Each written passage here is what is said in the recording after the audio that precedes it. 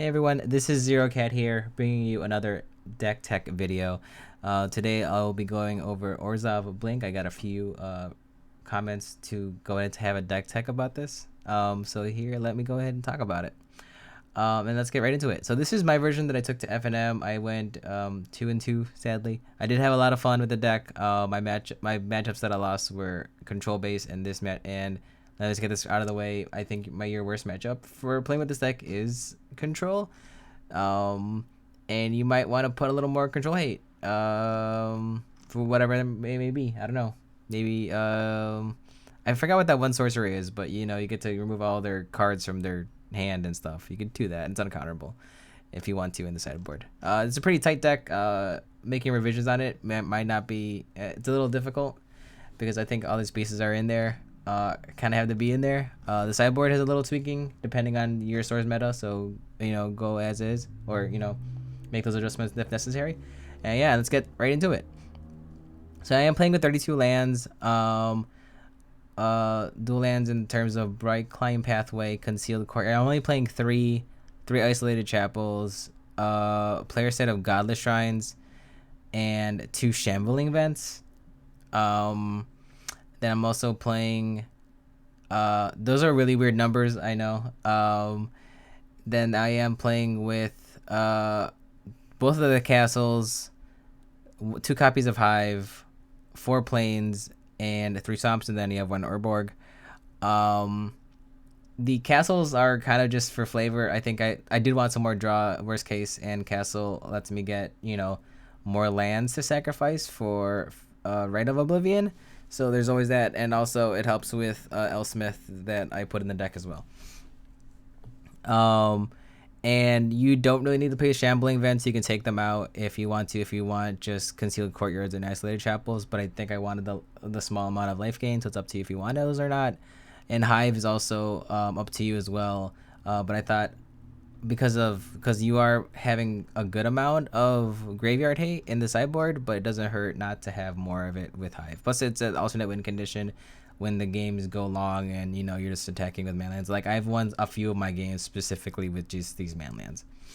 After that, let's talk about the 1-drops. It is 4 copies of Therian Inspector. This card's awesome if you ever see me play. I think Therian Inspector is just a have to. It's just such a good card, good value. 1 Cling to Dust, 4 Fatal Push, 4 Thoughtseize are my 1-drops. One copy of Cling to Dust is really, really good, especially with the amount of graveyard. This graveyard meta-ish.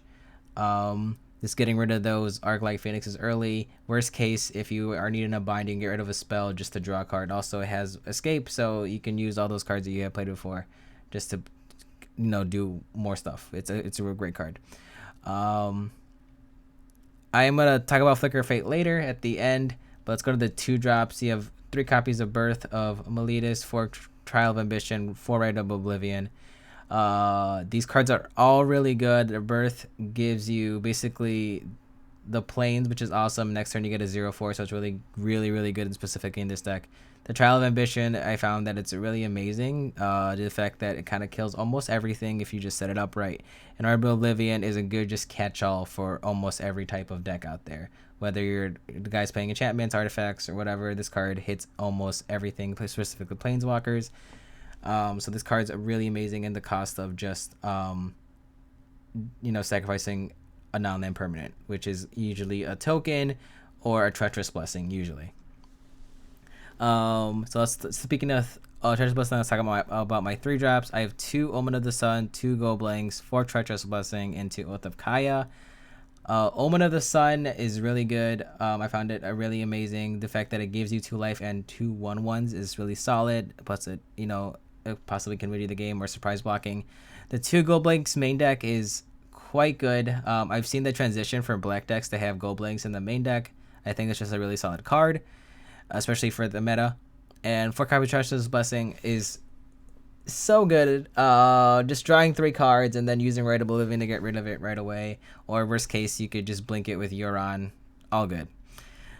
Then 2 Oathokaya, self-explanatory 2 there as well. And plus, now that you actually have an Elsmith in the deck, whenever they do just try to target the Elsmith, you get some more life drain there as well. And then the 4-drops is 2 Elsmith, Sun's Nemesis, 4 Demonic Pact, and 1 Doom Foretold, and 2 Kai's Wrath. The Elsmith's Sun's Nemesis, I think I added it in when I saw a deck list online and they had the 2 copies. And I was like, this is fine. And I was playing with it and I loved it. I think just the ability for you to go a little bit aggressive with that 2 creatures get +2/+1, you could probably swing for 6 every turn. It kind of accelerates the clock, especially when your deck gets the advantage. Demonic Pack is enough said with this deck. This card's amazing. I love it. I think this is one game where I slipped up and lost with the actual, lose game function of this thing. But it's very, very rare. There's very rare chance that you will ever get in a situation like that. As long as you, have a Euron in your zone to get it, you're perfectly fine. You're in a safe. And Doom Foretold is quite good as well. Is you just need the layer in the sense that you're getting rid of either a Trial of Ambition or a Treacherous Blessing or what have you, so that you get max value out of that. Kai's Wrath is self-explanatory as well. 5 drops. You have 3 more copies of Euron. Enough said with this thing. This deck is all about getting max value from all your enchantments blinking out. So it is, yeah. Plus you can blink out Elsmith if you wanted to as well, and refreshing Demonic Pact. And more 3 inspectors, and then you have 3 copies of Maria's Call just to finish out the lands. If you needed that, they do come in I think having it there is really nice. In worst case, late game, you do get 2 4/4 angels, and you get to have some of your creatures have indestructible. Also, if you notice, this thing has an 81 card deck. I just like playing with that single 1 card, and that 1 card is Flicker of Fate. I think I found it quite versatile, whether you want to blink a Euron or flicker out your Demonic Pack so you don't die. It's just a lot of value. But to note that if you do a Treacherous Blessing, it will die because the wording on it is specifically target of a spell, sacrifice it, or ability. Euron does not, what's the word I'm thinking about? Does not trigger that for some odd reason, because it's, I guess, a triggered ability? I don't know, it's weird. But yeah, that is the deck. And this is the sideboard. I'm going to change it up a little bit so you guys see everything. There is this. You have 3 copies of Deafening Silence for the combo decks out there, and as well as for Jessica, and as well as for Arclight Phoenix decks. 2 copies of the rest for control. Rest in peace for all those graveyard shenanigan decks, and rest in peace as well. Fracture is nice. I like having it. Just for it's that other Rite of Oblivion basically for me to just hit anything.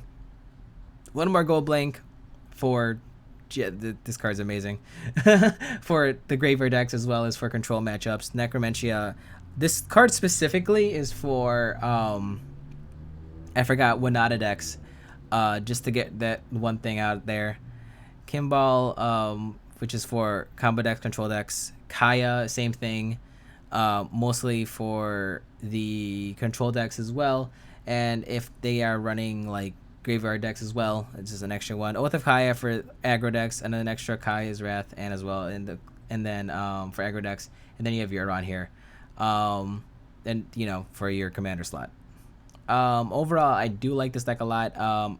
If you guys want the original deck list, like I said, that I kind of based this on, I will definitely put that in the comments below. Other than that, I'll probably just put my original deck list that I've been playing with for the videos, for the versus videos. And if you guys have any questions, please let me know. And go ahead and enjoy it. I definitely, like I said, I definitely love this type of deck. Probably won't be playing it the next FNM due to the fact that shuffling an 80 card deck was very exhausting.